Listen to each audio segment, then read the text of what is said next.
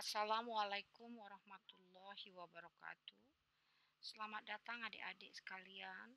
Selamat bergabung dengan mata kuliah Manajemen Perbankan Syariah.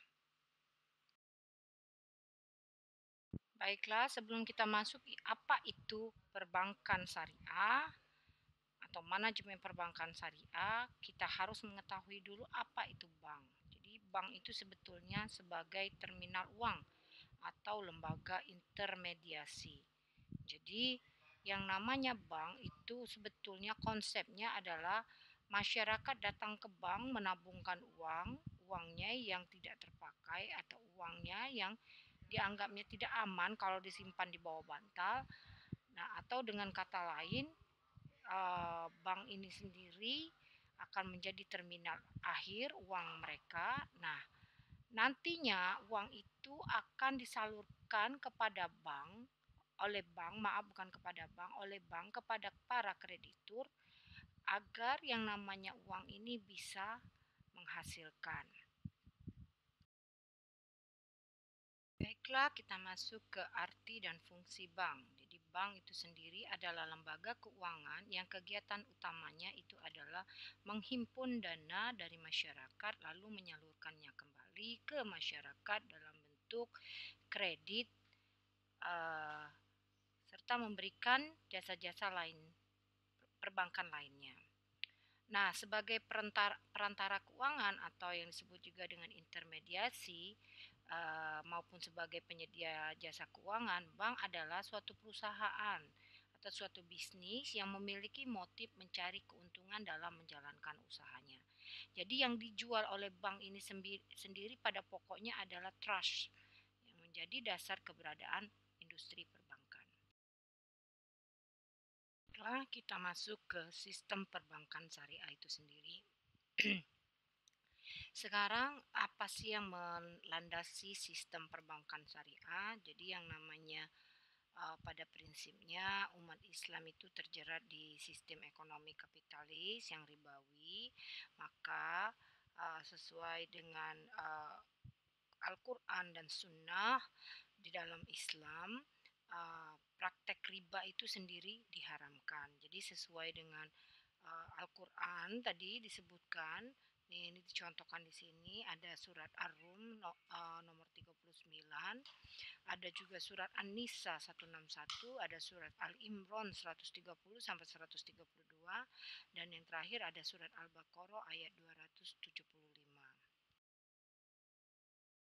Jadi apa itu bank syariah? Jadi bank syariah itu sendiri adalah lembaga keuangan yang usaha pokoknya itu memberikan kredit dan jasa lainnya hampir sama dengan yang namanya bank-bank konvensional, karena sebagai lembaga intermediasi dalam lalu lintas pembayaran serta peredaran uang, tetapi bank syariah ini beroperasi disesuaikan dengan prinsip-prinsip syariah. Nah, apa saja prinsip syariah di sini? Nah, prinsip syariah di dalam bank syariah itu diatur berdasarkan hukum Islam antara bank dengan pihak lainnya. Misalnya sistem mudharabah atau bagi hasil, musyarakah atau penyertaan modal, mudharabah, ada prinsip jual beli, ada ijarah, ada sewa murni titipan, ada ijarah wa iktina atau pemindahan kepemilikan atas barang yang disewa dari pihak bank oleh ke pihak lainnya. Jadi tujuan dari perbankan syariah atau bank syariah itu sendiri yang pertama itu adalah mengarahkan kegiatan ekonomi umat untuk bermuamalat secara Islam, yaitu berdasarkan Quran dan Sunnah. Yang kedua itu adalah menciptakan suatu keadilan di bidang ekonomi. Yang ketiga itu tujuannya adalah meningkatkan kualitas hidup umat, menanggulangi masalah kemiskinan, menjaga stabilitas ekonomi dan moneter, lalu menyelamatkan ketergantungan umat Islam terhadap bank non-syariah atau bank konvensional yang menerapkan sistem bunga atau sistem riba. Baiklah, kita lanjutkan ke karakteristik dari bank syariah itu sendiri. Yang namanya bank syariah itu jelas dan pasti bahwa berdasarkan dari prinsip syariah. Kenapa demikian? Karena yang namanya prinsip syariah itu berdasarkan Al-Quran dan Sunnah. Selanjutnya, implementasi prinsip ekonomi Islam itu mempunyai ciri beroperasi atas dasar bagi hasil. Jadi, berbagi resiko dan berbagi hasil. Itu yang namanya prinsip-prinsip ekonomi Islam. Selanjutnya adalah kegiatan usaha itu sendiri untuk memperoleh imbalan dan jasa.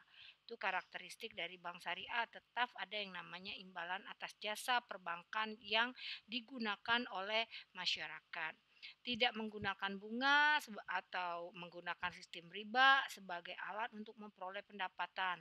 Nah, asas utama dari bank syariah itu sendiri yang pertama itu adalah kemitraan. Nah, kenapa disebut kemitraan? Karena dia berprinsip tadi bagi hasil dan berbagi risiko, keadilan, transparansi dan universal. Dan yang terakhir itu tidak membedakan secara tegas sektor moneter dan sektor real. Yang penting sektor itu tidak mengandung hal-hal yang di dalam yang hukumnya tidak dilarang, yang dilarang oleh hukumnya dilarang oleh Al-Quran dan Sunnah. Ciri-ciri dari operasional bank syariah. Nah, sekarang kita masuk ke ciri-ciri operasional bank syariah. Yang pertama, beban biaya harus disepakati oleh bersama pada waktu akad perjanjian diwujudkan dalam bentuk jumlah nominal yang besarnya tidak kaku. Nanti itu harus ada kesepakatan, itu ciri-ciri dari bank syariah. Yang kedua, itu adalah menghindari penggunaan persentase dalam kewajiban pembayaran. Karena prinsipnya tadi bagi hasil dan bagi risiko. Selanjutnya, dalam kontrak pembiayaan proyek, bank syariah itu tidak menerapkan perhitungan berdasarkan keuntungan pasti yang sudah ditetapkan di muka. Yang keempat itu adalah pengerahan dana masyarakat dalam bentuk deposito, tabungan oleh penyimpan dianggap sebagai titipan atau al-wadiah. Lalu yang namanya tabungan dan deposito itu adalah titipan. Selanjutnya adalah adanya Dewan Pengawas Syariah atau DPS yang bertugas mengawasi operasional bank dari sudut syariahnya. Jadi ini yang tidak ada pada bank konvensional, yaitu Dewan Pengawas Syariah. Yang keenam itu adalah fungsi kelembagaannya. Nah, selain menjembatani antara pihak pemilik dana dengan pihak yang membutuhkan dana, juga melaksanakan fungsi amanah. Kenapa dia melaksanakan fungsi amanah? Tadi disebutkan bahwa dana masyarakat yang berupa tabungan itu kan dianggap sebagai titipan. Jadi yang namanya titipan itu kan harus sesuai amanah. Nah, seperti itu. Sehingga yang menitipkan tadi bisa percaya dengan operasional yang dilakukan oleh bank syariah itu sendiri. Sekarang kita lihat fungsi bank syariah dan aplikasi produk yang ada di dalam perbankan itu sendiri. Jadi perlu kita ingat yang namanya bank itu sendiri adalah menjual jasa. Ya, produknya itu dalam bentuk jasa. Sekarang kalau fungsinya sebagai manajer investasi, maka aplikasi produk atau jasa yang dijual oleh bank syariah itu adalah penghimpunan dana itu sendiri dengan prinsip wadiah dan mudharabah. Kalau fungsinya sebagai investor atau penyalur kredit atau penyalur dana dari masyarakat yang sebagai titipan tadi, maka prinsip jual belinya adalah prinsip mudharabah dan bagi hasil itu yaitu mudharabah dan musyarakah. Sedangkan kalau fungsinya sebagai jasa layanan itu banyak ada beberapa produk jasa yang ditawarkan oleh bank syariah, itu contohnya wakalah, kafalah, hiwalah. Ya. Kalau fungsinya sebagai sosial, maka dana kebajikan yang akan dihimpun oleh perbankan syariah itu dalam bentuk penghimpunan dan penyaluran Qarul Hasan atau penghimpunan dan penyaluran ZIS. Nah, seperti itu. Apa perbedaan dari konsep bagi hasil dan konsep bunga itu sendiri? Jadi kalau bunga itu sendiri pada umumnya biasanya akad itu tanpa pedoman untung dan rugi karena dia sudah ditetapkan terlebih dahulu.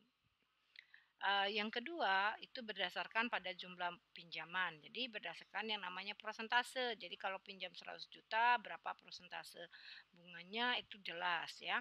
Yang ketiga, kerugian itu tidak dipertimbangkan biasanya ya. Yang keempat, pembayaran bunga itu tetap misalkan per tahun ditetapkan bunganya 12% seperti itu. Yang selanjutnya biasanya, ini dikecam, oleh semua agama karena apa? Karena prinsipnya seperti rentenir, seperti itu. Sedangkan sisi bagi hasil itu sendiri, akadnya itu berpedoman dari untung dan rugi. Jadi tadi sebelumnya saya sudah jelaskan bahwa bagi hasil dan bagi risiko. Jadi untung dan rugi, semua untung dan semua juga bakal rugi. Yang selanjutnya adalah berdasarkan pada jumlah keuntungan itu sendiri, bukan berdasarkan kepada jumlah pinjaman. Misalkan pinjam 100 juta belum tentu akan ditarik sebagai keuntungannya itu uh, tidak akan sebesar yang namanya pinjaman itu sendiri. Syukur-syukur kalau bisa dapat 200%, alhamdulillah. Yang selanjutnya adalah kerugian yang ditanggung bersama. Jadi tadi kan sudah kita jelaskan bahwa ada akad berpedoman dari untung dan rugi. Jadi kerugian itu ditanggung antara bank dan si pembuat akad. Yang selanjutnya adalah laba itu harus sesuai dengan pendapatan, bukan berdasarkan bunga tetap. Jadi tidak diragukan keabsahan bagi hasilnya itu sendiri. Jadi jangan kabur. Kalau kabur itu artinya tidak transparan. Nah, di dalam Al-Qur'an dan Sunnah itu tidak mengajarkan yang namanya tidak transparan terhadap sesuatu hal.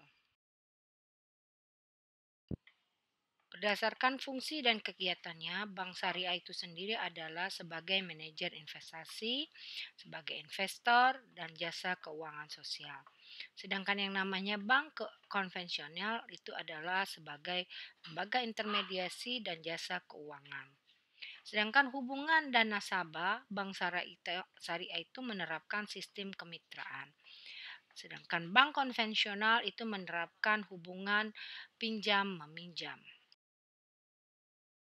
Ikatan akidah yaitu berdasarkan prinsip-prinsip syariah atau hukum syariah yang berkaitan dengan Al-Quran dan Sunnah. Nah, pada bank syariah, nasabah itu dianggap sebagai mitra. Accessibility dari bank syariah itu sangat luas. Nah, bank syariah ini sendiri bertumpu pada kelayakan usaha dan bukan pada jaminan usaha. Nah, bagi hasil akan menghilangkan yang namanya inflasi. Sedangkan bank syariah ini sendiri itu bersifat mandiri dan resisten terhadap gejolak moneter. Sedangkan bank syariah itu persaingannya melalui profesionalisme dan pelayanan yang terbaik. Keunggulan yang terakhir dari bank syariah itu adalah tersedianya Al-Qardul Hasan. Bunga dibuat sewaktu-waktu perjanjian tanpa berdasarkan kepada untung dan rugi. Sedangkan bagi hasil penentuan bagi hasil dibuat sewaktu-waktu perjanjian dengan berdasarkan kepada untung rugi. Karena sebelumnya saya sudah sebutkan bahwa yang namanya bank syariah itu sendiri memberikan bagi hasil dan juga sharing risiko. Yang kedua itu adalah dihitung berdasarkan modal yang ada. Jadi modal kalian berapa, nah itulah bunganya. Nah, kalau pada bagi hasil dihitung berdasarkan jumlah keuntungan atau hasil penjualan yang diperoleh. Sedangkan yang ketiga, pembayaran bunga tetap seperti perjanjian tanpa mempertimbangkan apakah proyek dilaksanakan untung atau rugi. Itu pada sistem bunga. Sedangkan pada sistem bagi hasil itu tergantung pada keuntungan proyek. Apabila mengalami kerugian, maka akan ditanggung bersama kerugian tersebut.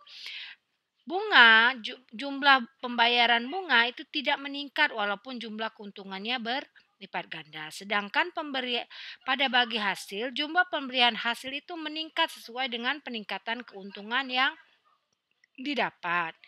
Sekarang pembayaran bunga itu adalah haram berdasarkan hukum Islam, baik di Al-Quran maupun di Sunnah. Sedangkan bagi hasil itu merupakan pembagian keuntungan yang halal berdasarkan Al-Quran dan Sunnah. Baiklah, perbandingan operasi bank syariah dengan bank konvensional. Pada bank konvensional, eee, penitip dana atau yang biasanya sering disebut juga dengan deposan, jadi di bank syariah itu disebut dengan sohibul mal. Nah, sohibul mal itu akan, menitipkan dananya kepada bank atau bank syariah atau juga disebut dengan mudarib. Nah, dari mudarib kepada sohibul mal itu akan terjadi yang namanya sistem bagi hasil. Kemudian dana yang dititipkan tadi dari mudarib itu akan diberikan kepada mudarib lagi ke penyaluran dananya. Nah, antara mudarib satu dengan mudarib yang lainnya itu akan menerima yang namanya pendapatan dari sistem keuntungan, bukan dari sistem bunga. Sedangkan pada bank konvensional itu terjadi dengan antara bank dan deposan. Jadi deposan ini akan menginvestasikan bunganya dan bank itu akan membayar yang namanya bunga tetap. Bank itu akan menyalurkan yang namanya dana deposan tadi kepada nasabah atau debitur. Nah, bank akan menerima bunga tetap dari nasabah atau debitur. Bank Syariah Indonesia di Indonesia itu dimulai dari Bank Muamalat Indonesia yang beroperasi pada tanggal 1 Mei 1992. Bank Syariah di Indonesia itu terdiri dari Bank Umum Syariah yang biasanya disebut dengan BUS atau unit usaha syariah atau sering disingkat dengan UUS atau UUS dan BPR Syariah atau yang biasanya disebut dengan Rural Bank. Nah, perangkat yang digunakan dalam bank syariah itu sendiri itu yang pertama adalah SBPU Mudaroba, Ba BAI Al Dayyan, PUAS dalam artian pasar uang antar bank syariah itu sendiri, SWBI atau Sertifikat Wadiah Bank Indonesia. Nah, ini yang tidak ada di ciri khas yang tidak ada di bank konvensional, yaitu peran dari Dewan Pengawas Syariah. Nah, Dewan Pengawas Syariah ini berperan untuk mengawasi apa tingkat kepatuhan bank syariah itu terhadap hukum Islam atau hukum-hukum syariah. Nah, ini ada contoh-contoh produk-produk yang dipunyai oleh bank syariah di Indonesia. Yang pertama, kita lihat dari sumber dana atau penghimpunan dana itu sendiri. Contohnya adalah Al-Wadi'ah atau titipan murni atau Al-Mudaroba penyimpanan dana dengan tujuan untuk pembiayaan. Jadi, itu contohnya itu adalah mudaroba atau ijarah. Sedangkan untuk penyaluran dana atau kredit ada sistem yang namanya jual beli. Ada jenis yang namanya bai al murabaha atau tambahan keuntungan yang disepakati secara bersama. Ada juga yang disebut dengan bai as-salam atau penyerahan uang terlebih dahulu. Ada juga yang disebut dengan bai al istisna atau pembelian dengan uang muka. Ada juga yang dalam bentuk sewa. Sewa dalam bentuk ijarah atau sewa murni atau sewa dengan penyerahan barang di akhir masa sewa atau sering juga disebut leasing atau juga penyaluran dana dalam bentuk bagi hasil. Contohnya al musyarakah, pembiayaan dan pengelolaan proyek bersama dengan modal dengan jenis modalnya adalah modal ventura atau al mudarobah, pendanaan proyek dengan dana dari pihak bank. Ada juga yang disebut dengan akad pelengkap. Contohnya di sini al-hawala atau pemindahan hutang atau factoring. Ada juga ar-rohan, menahan harta bergerak sebagai jaminan atau gadai. Ada juga yang disebut dengan al-qarat atau juga meminjam tanpa mengharapkan imbalan. Ada juga al-wakala atau pemberian kuasa atau LC. Ada juga al-kafala, pemberian jaminan, bisa jadi dalam bentuk bank garansi atau juga dalam bentuk LC atau letter of credit. Ada juga jasa-jasa bank lainnya seperti contohnya al-shraf atau jual beli valuta asing. Ada juga yang disebut jasa bank lainnya, ada juga al-ijara atau menyewakan misalnya contohnya safety box atau custodian. Demikianlah pertemuan kali ini, saya ucapkan wabillahi taufiq wal hidayah. Wassalamualaikum warahmatullahi wabarakatuh. Selamat membaca dan selamat belajar.